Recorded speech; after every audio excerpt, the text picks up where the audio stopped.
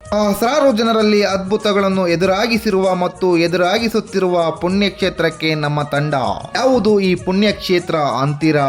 ಹೌದು, ತುಮಕೂರು ಜಿಲ್ಲೆಯ ಶಿರಾ ತಾಲೂಕಿನ ಎಲಿಯೂರು ಗ್ರಾಮದಲ್ಲಿ ತೋಟದ ತಪೋವನದಲ್ಲಿ ನೆಲೆಸಿರುವ ತಾಯಿಯೇ ಶ್ರೀ ಲಕ್ಷ್ಮೀ ಪತ್ಯಂಗಿರಾ ದೇವಿ. ನಂಬಿ ಬಂದ ಭಕ್ತರಿಗೆ ಒಳಿತು ಮಾಡುತ್ತಿರುವ ಶ್ರೀ ತಾಯಿಯೇ ಪತ್ಯಂಗಿರಾ ದೇವಿ. ತಾಯಿಯನ್ನು ನಂಬಿ ಬಂದ ಭಕ್ತರು ತಮ್ಮ ಕಷ್ಟಾರ್ಥಗಳನ್ನು ತಾಯಿಯ ಬಳಿ ಹೇಳಿಕೊಂಡು ತೆಂಗಿನಕಾಯಿಯನ್ನು ಕಟ್ಟಿದರೆ ಮತ್ತು ಒಣ ಮೆಣಸಿನಕಾಯಿಯನ್ನು ಹೋಮಕುಂಡದಲ್ಲಿ ಹಾಕಿದರೆ ನಿಮ್ಮ ಕಷ್ಟಗಳೆಲ್ಲ ಒಳಿತು ಮಾಡುವ ತಾಯಿ ಇದಾಗಿದೆ.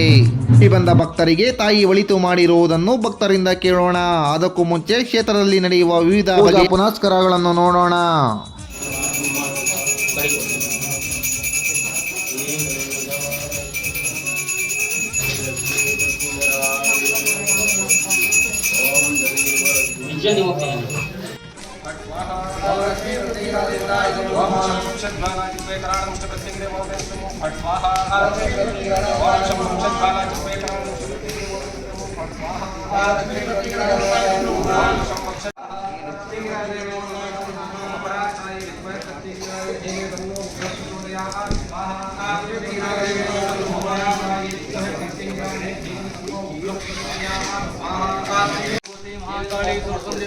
सर्वेश्वरी सर्वपीठ परिहारिणी परमानंदी सर्वणी निगंधे सर्वचतुर्मारी सर्वग्रादोत्य निवारणे सर्वकार्यप्रतिमे ओम ह्रीं पट्ट स्वाहा। ओम श्री देवी नमः। ओम नमो भगवते महाकालेश्वर सुंदरी परमानिकी सर्वेश्वरी सर्वपीठ परिहारिणी परमानंदी सर्वणी निगंधे सर्वचतुर्मारी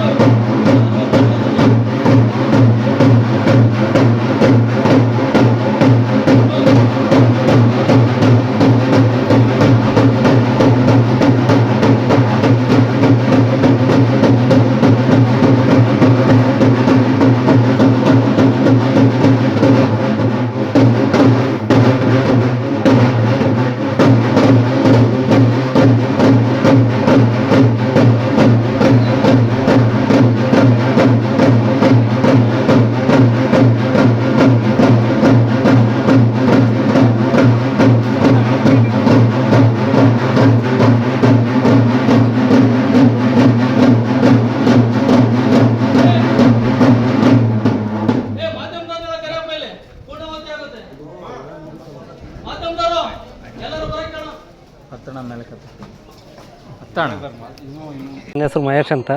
ನಮ್ಮದು ವಿಜಯನಗರ ಡಿಸ್ಟಿಕ್ಕು ಕೊಟ್ಟೂರು ತಾಲೂಕು ನಿಂಬಳಗೆರೆ. ನಾವು ಇಲ್ಲಿ ಒಬ್ಬರು ಗುರುಗಳನ್ನ ಭೇಟಿ ಮಾಡಿದ್ವಿ. ಈ ಜಾಗ ಹೇಳಿದರು, ಹಿಂಗೆ ಲಕ್ಷ್ಮೀ ಪ್ರತ್ಯಂಗಿರಿ ದೇವಸ್ಥಾನ ಇದೆ ಎಲಿಯೂರು ಹತ್ರ ಅಂತ ಹೇಳಿದರು.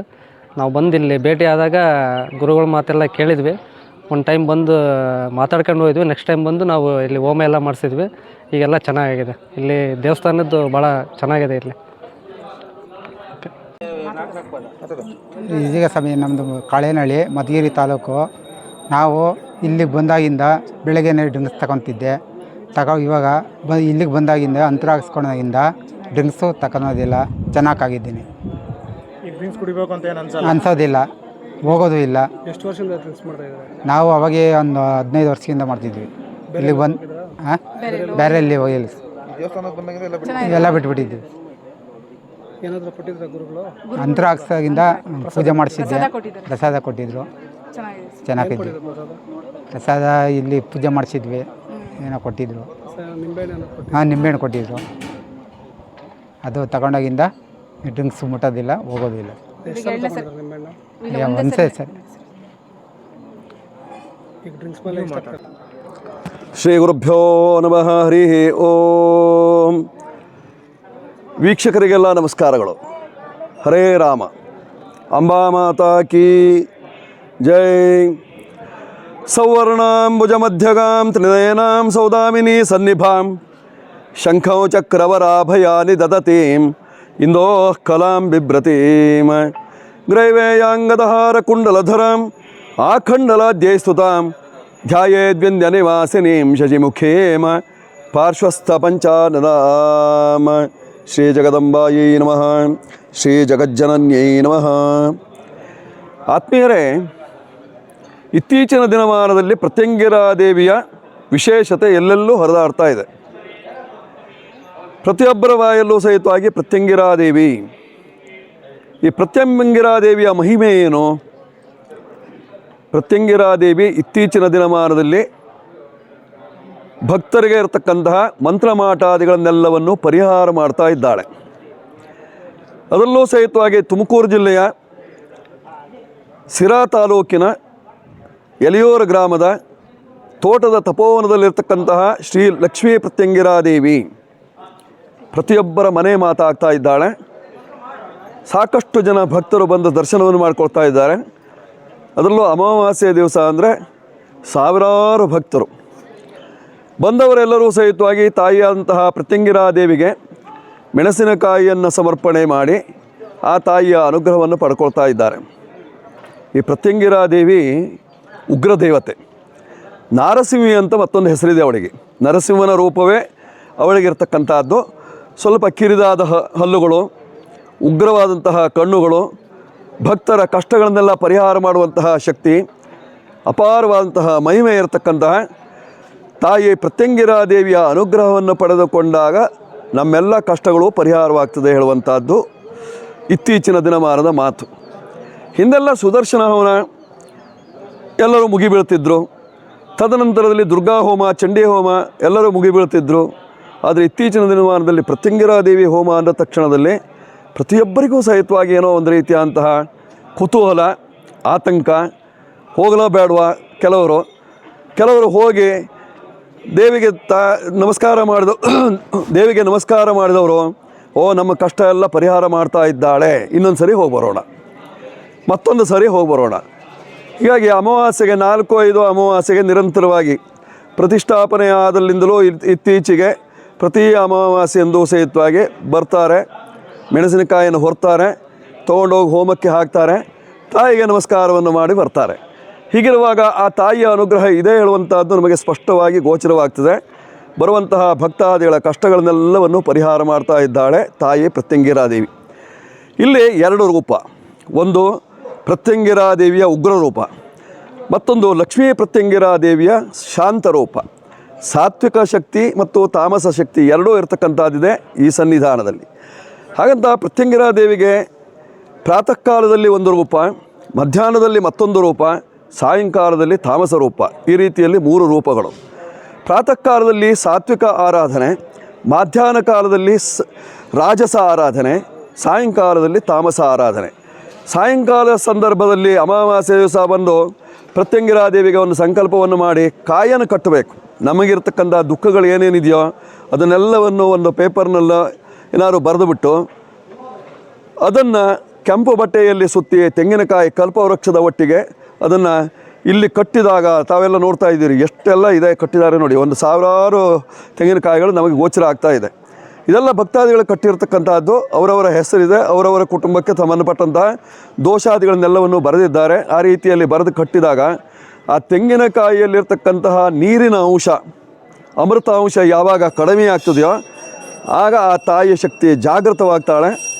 ಅವರು ಸಂಕಲ್ಪ ಮಾಡಿದಂತಹ ಇಚ್ಛೆಗಳೆಲ್ಲವೂ ಈಡೇರ್ತಾ ಬರ್ತದೆ. ಹಾಗಂತ ಒಂದು ಸಾರಿ ಬಂದು ಹೋದರೆ ಫಲ ಕೊಡ್ತಾಳೆ ಅಂತ ಹೇಳಲಿಕ್ಕಾಗಲ್ಲ. ಯಾಕೆಂದರೆ ತಾಯಿಯ ಸನ್ನಿಧಾನಕ್ಕೆ ಬರುವಾಗ ಕೊನೆಯ ಪಕ್ಷ 5 ಸಾರಿ ಅಥವಾ 9 ಸಾರಿ ಆದರೂ ಬರಬೇಕು. ಹಾಗಿದ್ದಾಗ ಮಾತ್ರ ತಾಯಿ ಅನುಗ್ರಹವನ್ನು ಮಾಡ್ತಾಳೆ. ಅಪಾರವಾದಂತಹ ಶಕ್ತಿ ಇದೆ, ಭಾಳಷ್ಟು ಮಹಿಮೆ ಇದೆ. ಬರುವಂತಹ ಭಕ್ತಾದಿಗಳ ಇಚ್ಛೆಯನ್ನು ಪೂರೈಸ್ತಾ ಇದ್ದಾಳೆ ಆ ತಾಯಿ. ಒಳಭಾಗದಲ್ಲಿ ಗರ್ಭಗುಡಿಯಲ್ಲಿ ಕುಳಿತಿರ್ತಕ್ಕಂತಹ ಪ್ರತ್ಯಂಗಿರಾದೇವಿ ನಾವಿಲ್ಲಿ ನೋಡ್ತಾ ಇದ್ದೇವೆ. ದೊಡ್ಡದಾದಂತಹ ಯಾಗಶಾಲೆ ಇದೆ, ಬೃಹತ್ತಾದಂತಹ ಯೋನಿಕುಂಡ ಇದೆ, ಅದರಲ್ಲೂ ದೇವಯೋನಿ ಕುಂಡವಾಗಿರ್ತಕ್ಕಂತಹದ್ದು. ಭಾಳ ಎಷ್ಟು ಮೆಣಸಿನಕಾಯಿಯನ್ನು ಹಾಕಿದರೂ ಸಹಿತವಾಗಿ ಸ್ವೀಕಾರ ಮಾಡುವಂತಹ ಶಕ್ತಿ ಇದೆ. ತಾಯಿ ಪ್ರತ್ಯಂಗಿರಾದೇವಿಗೆ ಖಾರ ಅಂದರೆ ತುಂಬ ಪ್ರೀತಿ. ತಾವೆಲ್ಲ ಕೇಳಿದ್ದೀರಿ. ಮೆಣಸಿನಕಾಯಿಯನ್ನು ತಂದು ಹಾಕಿದಷ್ಟು ಅವಳು ಸ್ವೀಕಾರವನ್ನು ಮಾಡ್ತಾಳೆ, ಕಷ್ಟಗಳನ್ನೆಲ್ಲ ಪರಿಹಾರ ಮಾಡ್ತಾಳೆ. ಶಠಂ ಪ್ರತಿ ಶಾಠ್ಯಂ, ಕಷ್ಟಕ್ಕೆ ಕಷ್ಟರೂಪವಾದಂತಹ ಮೆಣಸಿನಕಾಯಿಯೇ ಬೇಕು. ಆದ್ದರಿಂದ ಖಾರವಾಗಿರ್ತಕ್ಕಂತಹ ಮೆಣಸಿನಕಾಯಿಯನ್ನು ಹಾಕಿ ಹೋಮ ಹವನ ಜಪ ತಪ ಇತ್ಯಾದಿಗಳನ್ನು ಮಾಡಿಸ್ಕೊಂಡ್ರೆ, ಅಥವಾ ಈ ಸನ್ನಿಧಾನಕ್ಕೆ ಬಂದು ಸ್ವಲ್ಪ ಹೊತ್ತು ಕುಳಿತುಕೊಂಡು ತಾಯಿಯ ಪ್ರಾರ್ಥನೆಯನ್ನು ಮಾಡಿದರೆ ನಿಮ್ಮ ಕಷ್ಟಗಳನ್ನೆಲ್ಲ ಪರಿಹಾರ ಮಾಡಿಕೊಳ್ಳಲಿಕ್ಕೆ ಸಾಧ್ಯತೆ ಇದೆ. ಹಾಗಂತ ಒಂದು ಸಾರಿ ಹೋಗಿ ಬಂದರೂ ಸಾಕಾ? ಖಂಡಿತವಾಗಿಯೂ ಇಲ್ಲ. ಮತ್ತೆ ಮತ್ತೆ ಹೋಗ್ತಾ ಇರಬೇಕು. ತಾಯಿಯ ಸನ್ನಿಧಾನಕ್ಕೆ ಹೋಗಿ ತಾಯಿಗೆ ಕೈ ಮುಗಿದು ತಾಯಿಯಲ್ಲಿ ಪ್ರಾರ್ಥನೆ ಮಾಡಿಕೊಂಡಾಗ ನಮ್ಮ ದೋಷಗಳೆಲ್ಲವೂ ಹಂತ ಹಂತವಾಗಿ ಪರಿಹಾರವಾಗ್ತದೆ. ಒಂದೇ ಹಂತದಲ್ಲಿ ಪರಿಹಾರ ಆಗೋದಿಲ್ಲ. ಆದ್ದರಿಂದ ಹಂತ ಹಂತವಾಗಿ ಪರಿಹಾರವನ್ನು ಮಾಡಿಕೊಳ್ಬೇಕಾಗಿರ್ತಕ್ಕಂಥದ್ದು. ಸಾಧ್ಯವಾದಾಗ ಇಲ್ಲಿಗೆ ಬನ್ನಿ, ದರ್ಶನವನ್ನು ಮಾಡಿಕೊಳ್ಳಿ. ತಮ್ಮ ಕಷ್ಟಗಳು ಪರಿಹಾರವಾಗಲಿ, ಸಕಲ ದುಃಖಗಳು ನಿವಾರಣೆಯಾಗಿ ಸುಖಪ್ರಾಪ್ತಿಯಾಗಲಿ, ನೆಮ್ಮದಿಯಾಗಲಿ. ತಾಯಿಯ ಅನುಗ್ರಹ ಸದಾಕಾಲದಲ್ಲೂ ಲೋಕಕ್ಕೆಲ್ಲ ಇರಲಿ, ಲೋಕ ಕಲ್ಯಾಣವಾಗಲಿ. ಜನರಿಗೆ ಬೇಕಾಗಿರ್ತಕ್ಕಂಥದ್ದು ಶಾಂತಿ. ಆ ಶಾಂತಿಯನ್ನು ತಾಯಿ ದಯಪಾಲಿಸಲಿ. ಶುಭವಾಗಲಿ, ಸನ್ಮಂಗಳವಾಗಲಿ, ಶುಭವಸ್ತು.